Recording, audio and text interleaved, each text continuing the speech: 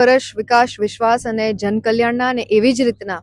આ 12મો આંતરરાષ્ટ્રીય યોગ દિવસ આજે એટલે 21મી જૂનના રોજ સમગ્ર વિશ્વ સહિત ભારતમાં જ્યારે ખૂબ ઉત્સાહપૂર્ણ રીતે ઉજવવામાં આવી રહ્યો છે ત્યારે આજે જામનગર જિલ્લામાં પોલીસ હેડક્વાર્ટરના ગ્રાઉન્ડમાં ખૂબ સરસ રીતે જિલ્લા વહીવટી પ્રશાસન દ્વારા પોલીસ ડિપાર્ટમેન્ટના સહયોગથી તેમજ સર્વે બંધુ ભગીનીઓ દ્વારા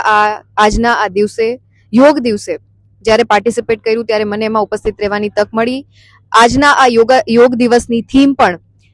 યોગ થ્રુ હેલ્ધી એજિંગ, એટલે કે જે રીતે શરીર અને મનનું મિલન એને આપણે યોગ કહીએ છીએ એવી જ રીતના આવનારા સમયમાં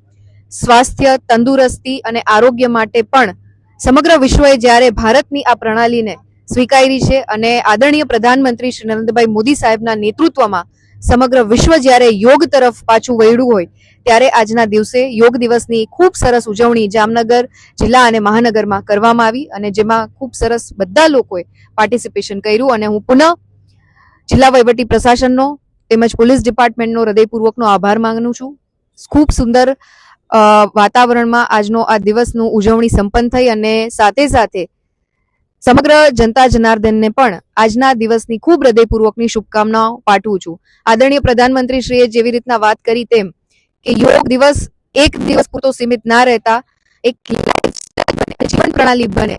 અને આ જ રીતના આપણે અત્યારની પેઢીને, યંગ જનરેશનને, માતૃશક્તિને અને વડીલોને ગાઈડ કરી શકીએ એમના સારા સ્વાસ્થ્ય માટે, એના માટે પ્રતિકાત્મક આજના દિવસની ઉજવણી થતી હોય ત્યારે યોગ